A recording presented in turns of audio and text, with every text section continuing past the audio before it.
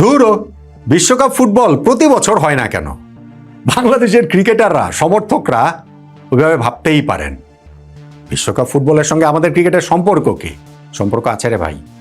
2022 বিশ্বকাপ ফুটবলের সময় তো আমরা ক্রিকেটে ভারতের বিপক্ষে ওয়ানডে সিরিজ জিতেছিলাম।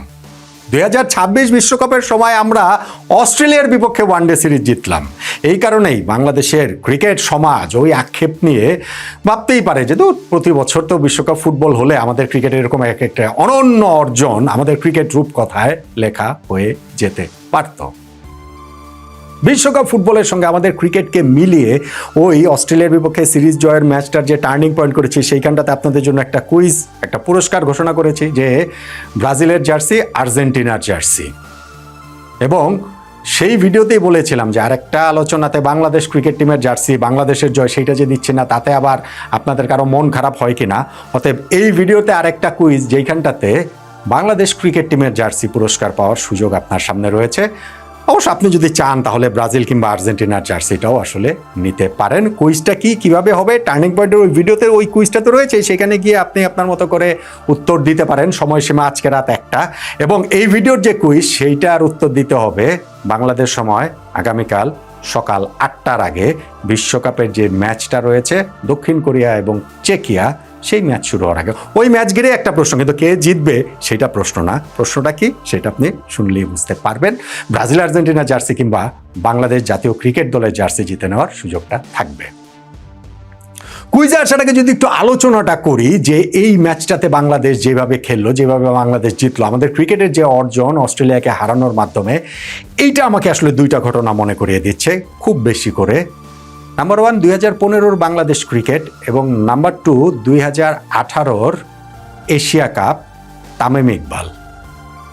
কেন কিভাবে বলছি, 2015 বাংলাদেশ ক্রিকেটের একটা স্বর্ণ সময়ের সূচনা বলে আমরা অনেকে ধরি। সেইবার আমরা বিশ্বকাপের কোয়ার্টার ফাইনালে খেলেছিলাম, এটা একটা ব্যাপার। এবং তারপরে ঘরের মাটিতে আমরা পরপর 3টা সিরিজ জিতেছিলাম। কাদের বিপক্ষে? ভারতের বিপক্ষে, পাকিস্তানের বিপক্ষে, সাউথ আফ্রিকার বিপক্ষে। আপনি যদি ওয়ানডে ফরম্যাট হিসাব করেন তাহলে আমরা তো এখনও ওই রকম 3টা সিরিজ জিতলাম পরপর। মার্চ মাসে আমরা পাকিস্তানের বিপক্ষে সিরিজ জিতেছি, এপ্রিল মাসে আমরা নিউজিল্যান্ডের বিপক্ষে সিরিজ জিতেছি, মে মাসে খেলা ছিল না বলেই জিততে পারিনি, জুনে এসে আবার অস্ট্রেলিয়ার বিপক্ষে সিরিজ জিতলাম। তো এই যে এই সময়টার মধ্যে আমরা যে পাকিস্তান, নিউজিল্যান্ড, অস্ট্রেলিয়ার বিপক্ষে ওয়ানডে সিরিজ জিতলাম, সেটা 2015 সালের ওই পাকিস্তান, ভারত, সাউথ আফ্রিকার বিপক্ষে সিরিজ জয়ের কথা মনে করাবে না কেন? বাংলাদেশ ক্রিকেট একটা টালমাটাল অবস্থায় ছিল। আপনি যদি ওয়ানডে ফরম্যাটের হিসাবটাও ধরেন তাহলেও আমরা 2027 বিশ্বকাপে সরাসরি কোয়ালিফাই করতে পারবো কিনা ওই রকম একটা অনিশ্চয়তার মধ্যে আমরা ছিলাম। কিন্তু এখন এই পরপর 3টা ওয়ানডে সিরিজ, ইনফ্যাক্ট আপনি যদি ধরেন আমরা গত বছরের শেষ দিকে অক্টোবরে গিয়ে ওয়েস্ট ইন্ডিজের বিপক্ষেও কিন্তু সিরিজ জিতেছি, তার মানে টানা 4টা আমাদের যে ওয়ানডে সিরিজ জয়। ইনফ্যাক্ট ঘরের মাটিতে হিসাব করলে 2024 সালে আমরা লাস্ট ঘরের মাটিতে সিরিজ খেলেছিলাম শ্রীলঙ্কার বিপক্ষে, সেই সিরিজও বাংলাদেশের জয়। সর্বশেষ 5টা ওয়ানডে সিরিজে বাংলাদেশের জয়, সর্বশেষ এই 3 মাসের মধ্যে 3টা সিরিজ জয়, সর্বশেষ এই ধরেন 7-8 মাসের মধ্যে আমাদের 4টা সিরিজ জয়। এবং সেগুলো কোনোটা এলেভেলে টিমের বিপক্ষে না, কোনোটা জিম্বাবুয়ে কেনিয়ার বিপক্ষে না, ওয়েস্ট ইন্ডিজের বিপক্ষে, পাকিস্তানের বিপক্ষে, নিউজিল্যান্ডের বিপক্ষে, অস্ট্রেলিয়ার বিপক্ষে।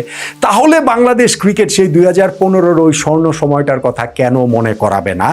আমি জানি না আমাদের এখনকার ক্রিকেট টিমটা সেই হাইটে উঠতে পারবে কিনা, তবে আমাকে সার্টেনলি এই সময় বাংলাদেশ ক্রিকেটের টার্মোইলের ভেতর দিয়ে যাচ্ছে, মাঠের বাইরে নানান ঘটনা প্রবাহ আছে, কিন্তু মাঠের ক্রিকেটে পারফরমেন্স আমি যদি শুধু ওয়ানডে ফরম্যাটের হিসাবটাও যদি ধরি তাহলে আমাকে সার্টেনলি সেই 2015-র কথাটা মনে করিয়ে দিচ্ছেন।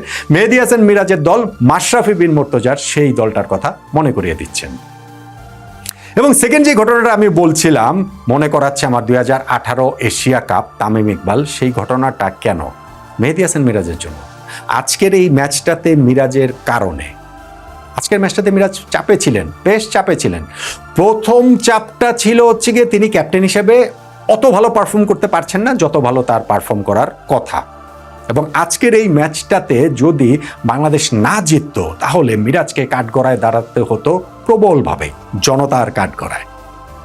একটা কারণ হচ্ছে গিয়ে যখন আমরা বোলিং করছিলাম অস্ট্রেলিয়াকে আমরা তাদের 0 রানে 3 উইকেট নিয়ে দিয়েছিলাম। অবিশ্বাস্য ব্যাপার সেবার অস্ট্রেলিয়া তাদের 55 বছরের এই ওয়ানডে ক্রিকেট হিস্ট্রিতে এর আগের 1024 ম্যাচে এরকম কোনো কিছুর এক্সপিরিয়েন্স করেনি যেটা বাংলাদেশের সঙ্গে করতে হলো। সেখান থেকে তারা নয় ঘুরে দাঁড়িয়ে 81 রানে 6 উইকেট, কিন্তু ওইখান থেকে তারা আরও ঘুরে দাঁড়িয়ে একটা 100 রানের পার্টনারশিপ করলো, যেই পার্টনারশিপটার দীর্ঘ একটা সময়টাতে আসলে আমাদের ক্যাপ্টেন মিরাজ মোটামুটি সবাইকে দিয়ে বোলিং করেছেন, তিনি নিজেও বোলিং করেছেন, কিন্তু পার্ট টাইম অফ স্পিনার যিনি মোসাদ্দেক হোসেন সৈকত, তার হাতে বলটা তুলে দেন নাই। সৈকত গত ম্যাচটাতে তার এই ফরম্যাটটাতে কামব্যাক হয়েছে প্রায় 4 বছর পর, প্লেয়ার অফ দ্য ম্যাচ হয়েছেন, ব্যাটিংয়ে তিনি অনবদ্য করেছেন 70 বলে 86, বল হাতেও তিনি 10 ওভার বোলিং করে 2টা খুবই গুরুত্বপূর্ণ উইকেট নিয়েছেন। ফলে মিরাজ যে এই ম্যাচটাতে সৈকতকে দীর্ঘ কত 39 নম্বর ওভারে মনে হয় 39-40 ওই সময় তিনি বোলিংয়ে এনেছেন, বোলিংয়ে যে দেন নাই এইটা নিশ্চিতভাবেই প্রশ্নবিদ্ধ হতে পারত। এবং আমি সার্টেনলি বিশ্বাস করি যে মিরাজ ওই সময় পার্ট টাইমার মিরাজ সৈকতকে দিয়ে বোলিংয়ে আনতে পারতেন। কিন্তু ধরেন এইখানটাতে যে একটা থিওরি আমাদের ছড়িয়ে গেছে সোশ্যাল মিডিয়ায় যে না, মিরাজ তার নিজের জায়গা নিয়ে সন্দিহান, এই টিমটাতে তিনি তার জায়গাটা ধরে রাখতে পারবেন কিনা, তার প্যাটার্নের যেহেতু অফ স্পিনার এবং সেই ব্যাটিংটা করেন সৈকত, সেই কারণে সৈকতকে বোলিং আনছেন না, এইটা ভাই আমার কাছে সঠিক বলে মনে হয় না। অন্তত ধরেন আমি একটা ম্যাচ দেখে এইটি বিষয়ে কনক্লুশনে কিভাবে পৌঁছবো? সৈকত ওয়ানডে ফরম্যাটেই এসেছেন 4 বছর পর, 4 বছর পরে সেই ক্যাপ্টেনের জায়গা প্রশ্নের মুখে ফেলে দেবেন, এবং সেই ক্যাপ্টেন মিরাজ যিনি বাংলাদেশের এই যে এতগুলো সিরিজ জয়ের নেতৃত্ব দিচ্ছেন, না তার performance up to the mark না, কিন্তু ধরেন ক্যাপ্টেন যদি এইভাবে ভাবেন যে না আমার জায়গা ও খেয়ে দিবে অতএব তাকে আমি বোলিং দিব না, এইটা আসলে টিম গেমে ওয়ার্ক করে বলে আমার কাছে মনে হয় না। এবং আমি নিশ্চিত যে মিরাজ ওরকম কোনো কিছু করে, আমি আমার জায়গা থেকে বলছি, হতে পারে এরকম যে আমি বলছি না, কিন্তু আমার কাছে মনে হয় না যে টিম গেমে একটা ক্যাপ্টেন এইভাবে আসলে ভাববেন। এবং সেই কারণটাতেই মিরাজের যখন তিনি আবার ব্যাটিংয়ে নেমেছেন, সেই সৈকত আউট হওয়ার পরেই আমাদের 48 রান তখনও প্রয়োজন, ওই সময়টাতে তিনি যে থেকে দলের জয় পর্যন্ত ছিলেন 22 বলে 22 রানের ইনিংস, কিন্তু সেইটা ভীষণ ভীষণ ভীষণ রকমেরই গুরুত্বপূর্ণ। আর সেইখানটাতে নাথান এলিসের বলে বাউন্সারে তার হেলমেটে লাগার পরও মাঠে তিনি বমি করেছেন, কিন্তু স্টিল যে ক্রিজ ছেড়ে বেরিয়ে যান নাই, স্টিল যে শেষ পর্যন্ত ছিলেন, স্টিল যে তার ব্যাট থেকে সেই উইনিং মোমেন্টটা আসলো সেই ছক্কার মাধ্যমে, এইটা আমাকে আসলে সেই 2018 এশিয়া কাপে তামিম ইকবালের কথা মনে করিয়ে দিচ্ছে।